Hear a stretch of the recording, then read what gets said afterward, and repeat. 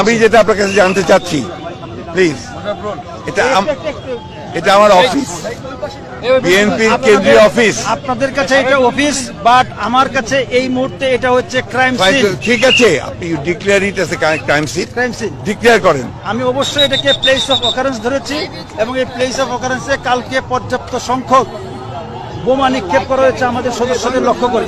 কাজে এইটা এখন এই মুহূর্তে আমাদের কাছে প্লেস অফ অকারেন্স হিসেবে এটা আমাদের জিম্মায়। আমি জানতে চাচ্ছি, আপনি সেটা উত্তর দিচ্ছেন না, আপনি সেই উত্তরটা দিচ্ছেন। আমি যেটা জানতে চাচ্ছি, আমি তাহলে এখন এখানে যাওয়ার জন্য আপনাদের দিক থেকে কোনো অনুমতি নাই আমার কাজ শেষ না হওয়া পর্যন্ত কাউকেই আমরা আমি যেটা জানতে চাই প্লিজ সেটা উত্তর দেন আমাকে, কারণ আমি এখন এখানে যেতে পারবো না।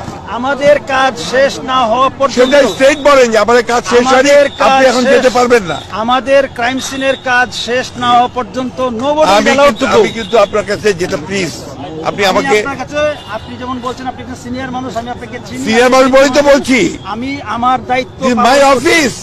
আপনি যদি বলেন না আমি যেতে পারবো না, আপনি সেটা বলে দেন। আপনার কাছে এটি আপনার অফিস হতে পারে, বাট এই মুহূর্তে আমার কাছে হতে পারে মানে আমার অফিস তো, আপনি জানেন। এবারে প্লিজ, এই থামো। ইট ইজ এ রেসপন্স, এবারে রেসপন্সিবল কি বলেন, আপনি একজন রেসপন্সিবল পুলিশ অফিসার। আমি আপনাকে জানতে চাচ্ছি যে আমার কেন্দ্রীয় অফিস এইটা বিএনপি। শেষ করি আমার প্রশ্নটা। আমি এখানে এখন যেতে পারবো কি পারবো না? আমার প্রশ্ন, আপনার প্রশ্নটা আমি বুঝতে পেরেছি, বাট এই মুহূর্তে গতকালকে রাতে আমাদের বা বিকেল বেলা আমাদের পুলিশ সদস্যদের লক্ষ্য করে যেইভাবে বোমা নিক্ষেপ করা হয়েছে এবং পরবর্তীতে সেখানে অভিযান পরিচালনা করে যেই পরিমাণ ককটেল বোমা বা অন্যান্য দ্রব্য উদ্ধার করা হয়েছে, তো সেটি এই মুহূর্তে আমাদের একটি ঘটনাস্থল, যেটাকে আমরা বলি আমাদের আইনের ভাষায় বলি প্লেস অফ অকারেন্স।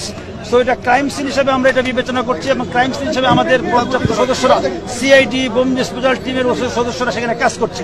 তো এই মুহূর্তে কেউ সেখানে আমি স্পেসিফিক জানতে চাচ্ছি আমি এখানে যেতে পারবো কিনা। আপনি আমার সাথে উত্তেজিত হবেন না। না, উত্তেজিত আমি নই, আপনি বুঝতে পারছেন না। আমি আপনার যাচ্ছি যে আপনি স্পেসিফিক আমাকে বলবেন ক্রাইম সিনের কাজ আমি এটা শুনেছি, কিন্তু আপনি আমাকে শুধু এইটুকু বলবেন। আমি অত্যন্ত বিনয়ের সঙ্গে বলবো, ক্রাইম সিনের কাজ শেষ না হওয়া পর্যন্ত এইখানে কেউ অ্যালাউড না, nobody is allowed to go. ঠিক আছে, শুনেন, এখানে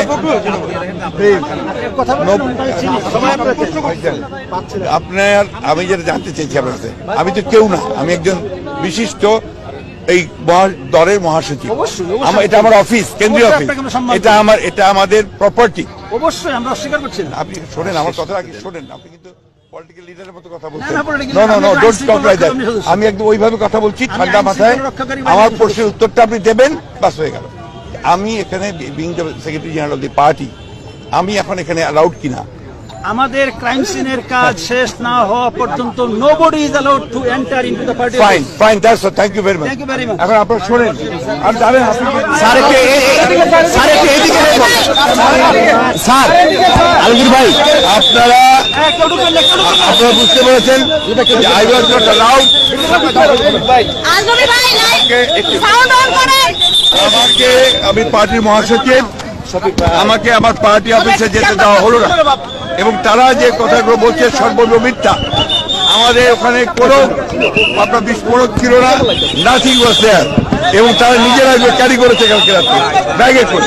আপনারা সেগুলো দেখেছেন মিডিয়া করে। এখন তারা বলছে সবকিছু তারা দিয়েছে, আপনার কোনো বোমা মাত্র বাড়া নেই, কোথাও দোকান নেই, না, নবরই দিন। এবং আমরা এটা সম্পূর্ণভাবে একটা চক্রান্ত পরিকল্পনা প্লট করে বিএনপিকে মেলাইন করার জন্য আমাদের 10 তারিখের যে শান্তিপূর্ণ সমাবেশ, সেই সমাবেশকে পুরোপুরি নস্যাৎ করে দেওয়ার জন্য এটা সরকারের হীন পরিকল্পনা, চক্রান্ত, গণতন্ত্রকে ধ্বংস করবার জন্য, মানুষের অধিকারকে ধ্বংস করার জন্য। আমার রাজনৈতিক দল হিসেবে আমার নিজের অফিসে যাওয়ার যদি আমি যেতে না পারি, তাহলে কি করে একজন রাজনৈতিক দলের নেতার কর্মীরা তারা কাজ করবে? একটা লিবারাল ডেমোক্রেটিক পার্টি, তার সাংবিধানিক অধিকার হচ্ছে যে সে তার স্বাভাবিক রাজনৈতিক কর্মকাণ্ড পরিচালনা করবে। এখন একজন মহাসচিব সেটা অফিসেই যেতে না পারে, তাহলে কি অবস্থায় আপনারা আছে? এই কথা বলবেন আপনারা, যদি না পারে তাহলে এটা সম্ভব না।